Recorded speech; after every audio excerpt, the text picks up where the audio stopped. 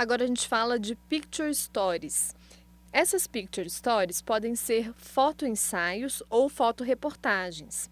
As Picture Stories são fotografias em histórias. Elas são um gênero, fotojornalístico, em que uma série de imagens integram um conjunto que constitui um relato compreensivo ou desenvolvimento de um tema. Nesse relato, as imagens devem mostrar várias facetas do assunto, diversos ângulos daquele assunto, do qual a gente está falando. Frequentemente, a gente pode tirar dessas histórias imagens fotográficas isoladas que podem funcionar como spot news, features, retratos e etc. E essas histórias fotográficas são, de alguma forma, o gênero nobre do fotojornalismo. Em todo caso, são pelo menos uma peça super importante no portfólio de qualquer fotojornalista. As fotoreportagens seriam, ou as histórias em fotografias, seriam para o fotojornalismo aquilo que a reportagem é para o repórter. Ou seja, o mais importante para o repórter, ou o material mais nobre que o repórter escreve, é uma reportagem. Então, o material mais nobre do fotojornalista seria uma história em imagens, uma história em fotografias, uma picture story. Aí do lado a gente tem fotos que ficaram em primeiro lugar na categoria Spot News, histórias, no WordPress Photo. Essas imagens mostram o voo da United Airlines se aproximando do World Trade Center, acima do horizonte de Manhattan. Então tem um avião antes dele colidir com a segunda torre, a primeira torre já está saindo fumaça, e depois tem o avião colidindo com a segunda torre e as duas torres em chamas. Então, através dessas imagens, a gente tem a história contada do que aconteceu. As Picture Stories, elas correspondem à noção mais completa da fotoreportagem.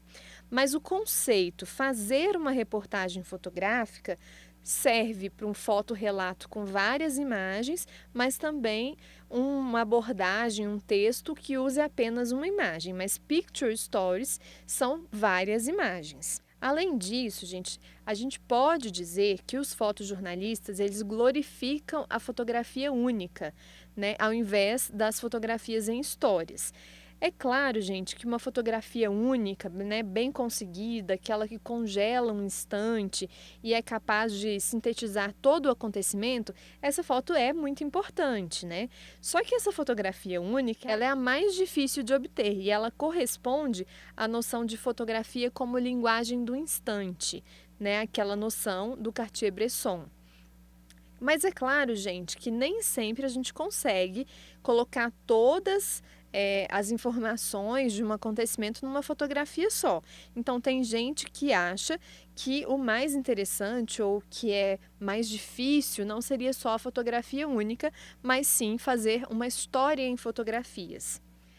O autor fala que a gente pode apelidar de bressoniana essa tradição da fotografia única, por causa da ideia do Henri Cartier-Bresson de tirar uma foto única, de congelar um instante, de mostrar todas as sensações daquele momento. Só que tem gente que prefere mais imagens que contem a história. Por exemplo, Sebastião Salgado. No prefácio do fotolivro Trabalho, ele diz: mais do que momentos decisivos, há vidas decisivas. A vida, tal como os acontecimentos, seria incondensável em um instante, seria irreduzível a um instante. Então, tem gente que concorda que a ideia dessa fotografia única seria mais importante do que as histórias em fotografias, mas tem gente também que discorda. E realizar uma história em fotografias também, gente, requer tempo. O fotorepórter precisa estar dedicado àquele tema, Não é o mesmo ritmo de um fotorepórter do jornalismo diário. Ele precisa pesquisar, refletir, planejar e fazer um grande volume de fotografias. Aí na esquerda a gente tem fotografias do projeto Serra Pelada, do Sebastião Salgado. É uma série de fotografias que retrata a vida dessas pessoas nesse garimpo a céu aberto nos anos 80. Então ele ficou lá muito tempo fotografando, ele planejou essas fotos, ele se dedicou e ficou muito tempo fazendo essas fotografias e também tirou muitas fotografias, muitas talvez que nem são conhecidas do público. Tradicionalmente, gente, as foto-histórias, elas se debruçam sobre problemas sociais, sobre a vida das pessoas, sobre acontecimentos, e não é raro abordar um problema social seguindo a vida cotidiana de alguém. Isso quer dizer colocar um personagem nessa foto-história, né, ou nessa história em fotografias. Os jornalistas fazem isso nos textos. Eles começam as histórias com o que acontece com uma pessoa contando o que está acontecendo com ela, e a partir daí ele vai contando a situação geral. A gente pode fazer isso também no fotojornalismo, começar contando um problema social a partir de um personagem, a partir de uma pessoa que está vivendo aquele problema. E quando a gente define o tema para essa fotoreportagem, o primeiro passo deve ser estudar o assunto, né? A gente conseguir documentar tudo que a gente sabe sobre aquele assunto, conversar com especialistas, conversar com funcionários, pessoas envolvidas no assunto, colegas de trabalho, enfim. A ideia é que o fotojornalista saiba o que ele vai enfrentar, né? O que ele vai fotografar. À esquerda, a gente tem fotos. São imagens de um fotógrafo que tenta mostrar a questão do aquecimento global.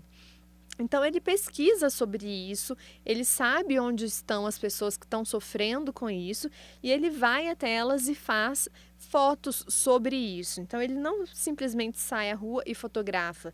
Ele tem uma preparação e, mais do que uma preparação, ele tem um objetivo, né, com essas fotos. Ele quer que as pessoas fiquem chocadas com o que o aquecimento global está fazendo com o mundo. E eu acho que ele consegue, porque essas fotografias são chocantes e interessantes.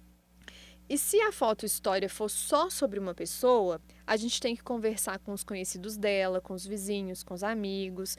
Isso para a gente entender quem é a pessoa, para a gente entender o ambiente dela. Isso também serve para contrastar as informações. Em algumas situações, a gente também vai ter que entrar em contato com entidades, pedir autorização para fotografar.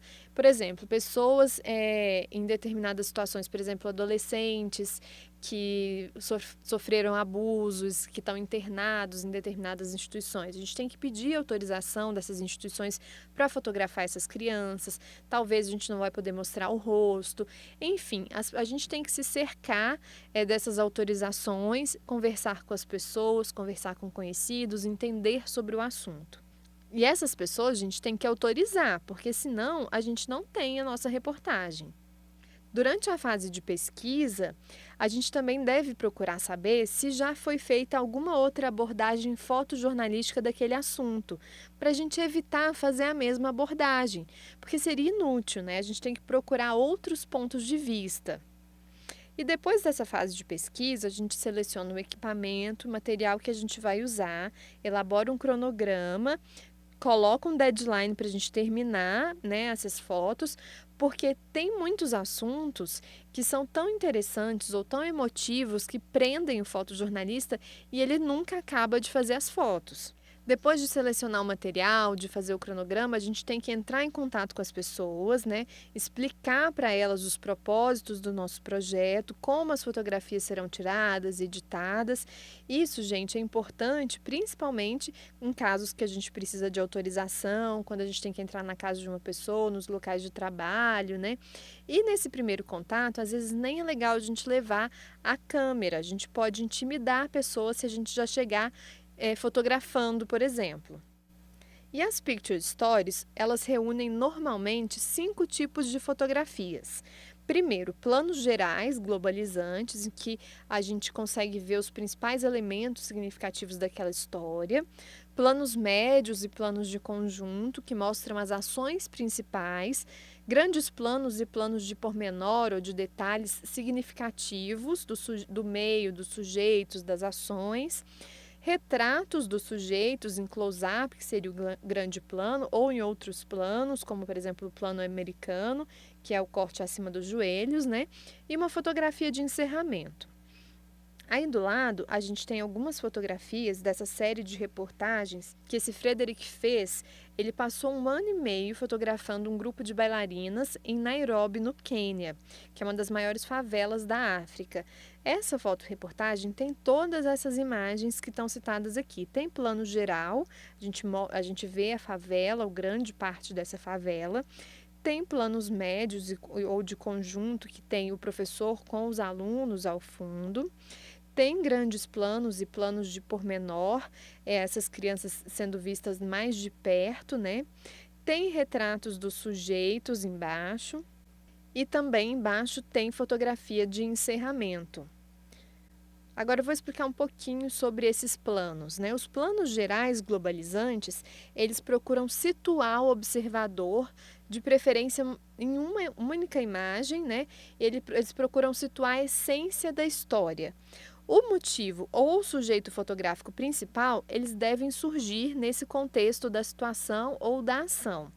Os planos médios, no caso dessa reportagem, aqui à esquerda, logo depois que a gente tem a imagem da favela, a gente tem a imagem da bailarina, que eu entendi que seria a bailarina principal dessa reportagem.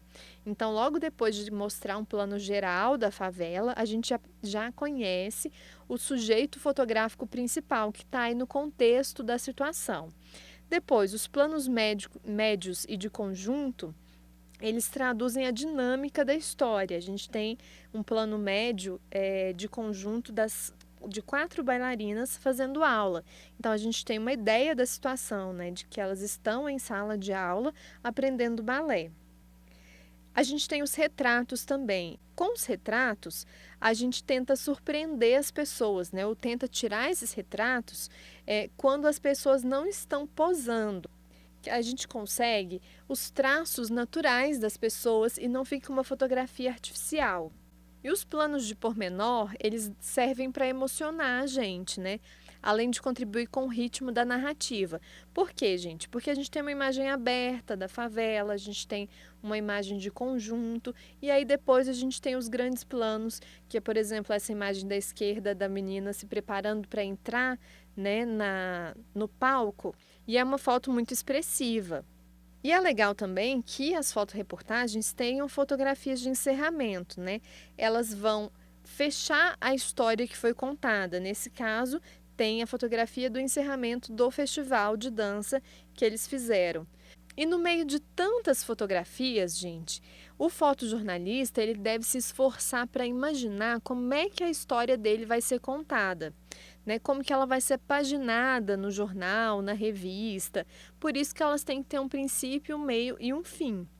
Um repórter, um fotojornalista maduro, experiente, ele normalmente seleciona as imagens e coloca na ordem. Em outros casos, é o editor da redação que vai escolher. Mas também tem outros casos que os dois escolhem juntos, né? Eles selecionam juntos, um aconselha o outro, o editor diz o que ele tem, qual que é a ideia do jornal ou da revista em relação àquela reportagem, mas o fotorepórter é quem tem a vivência da história, então eles podem ir se ajudando. E muitas vezes, para evitar conflitos, né? O fotojornalista ele já seleciona previamente as imagens e depois o editor decide quais realmente vão entrar. Mas quem decide de fato, quem tem a palavra final é o editor. Além disso, gente, tem muitos fotorepórteres que escrevem os textos das reportagens. Claro que esses textos depois são revisados pelos editores, mas é muito interessante isso, porque ele estava lá, né? Ele sentiu na pele o que ele estava fotografando, a situação que ele estava vivendo. Então é interessante quando os fotojornalistas também escrevem as histórias, mas nem sempre é assim. Eu disse no começo, né, que as picture stories, as histórias em fotografias, podem ser tanto fotoensaios como fotoreportagens, né? Então vamos diferenciar. O fotoensaio é uma história em fotografia que procura analisar a realidade e opinar sobre ela, traz um ponto de vista sobre essa realidade. Muitas vezes, nos fotoensaios, o texto é tão importante quanto a imagem e ocupa, né, uma extensa área do jornal ou da revista. Inclusive, é frequente encontrar fotógrafos ensaístas que preferem exposições e fotolivros do que a imprensa como suporte de difusão para a obra. Então, normalmente, fotojornalistas, quando fazem fotoensaios, preferem fazer exposições. Aí à esquerda, a gente tem fotos de um fotoensaio que foram publicadas na National Geographic. Essas fotos mostram pessoas que acreditam que a morte é temporária. Eles são os transhumanistas. Eles acreditam num futuro da imortalidade humana, então eles congelam os corpos, e a ideia é que eles fiquem congelados pelos próximos 100 anos. É um fotoensaio porque as fotos são posadas e essas fotos elas funcionam como um ponto de vista também a respeito do assunto. E uma das diferenças mais significativas entre as fotoreportagens e os fotoensaios estão na abertura dos fotoensaios para formas alternativas de expressão. Por exemplo, os fotoensaios, eles não hesitam em recorrer à encenação, né? Alguns podem usar truncagem, combinação de imagens, que não necessitam ser sempre fotografias. Alguns ainda manipulam digitalmente a fotografia. Em todos os casos, esses processos são detectáveis de cara. E eles são feitos, gente, para ajudar na intenção de comunicar determinada informação para as pessoas. Eles estão a serviço da análise do real, da interpretação do real. Eles assumem um ponto de vista sobre a realidade. Fica claro, gente, quando é um fotoensaio que tem montagens, que tem truncagens, que tem, enfim, alguma modificação feita pelo editor, pelo fotojornalista, enfim. E a fotoreportagem, embora ela pode ser também uma fotoanálise, o objetivo essencial das fotoreportagens é geralmente situar, documentar, mostrar a evolução, caracterizar uma situação real e as pessoas que vivem essa situação. Então é jornalismo mesmo. Ao contrário do fotoensaio, o objetivo da fotoreportagem não é marcar um ponto de vista ou uma posição. Normalmente elas são menos extensas do que os fotoensaios e vivem sobretudo de legendas ou fotolegendas, né, que tem uma legenda por fotografia, ou também de pequenos textos, normalmente introdutórios. Esses textos não se conjugam com imagens particulares, mas sim com todas as imagens da fotoreportagem. Mas, de certa forma, ele complementa essas imagens. Aí à esquerda a gente tem uma fotoreportagem que mostra que os tablets estão revolucionando a sala de aula na África, né? Abrem novas oportunidades de aprendizado para as mulheres e para as crianças dessa tribo. E aí essas imagens, elas têm muita força visual e a gente consegue ver os diferentes planos, né? Tem um plano mais aberto com várias pessoas com o tablet, um plano mais fechado, plano americano, só um homem da tribo com o tablet. A gente tem à direita uma imagem que pega duas pessoas, mas tem o foco mais no menino, né? Então seria um ângulo mais próximo. Enfim, são diferentes ângulos que mostram ou que contam essa história dos tablets em sala de aula na África. E essas foram as informações sobre gêneros do fotojornalismo. A bibliografia utilizada nessas videoaulas foi o livro Fotojornalismo, uma introdução à história, às técnicas e à linguagem da fotografia na imprensa, do Jorge Pedro Souza. Até a próxima videoaula.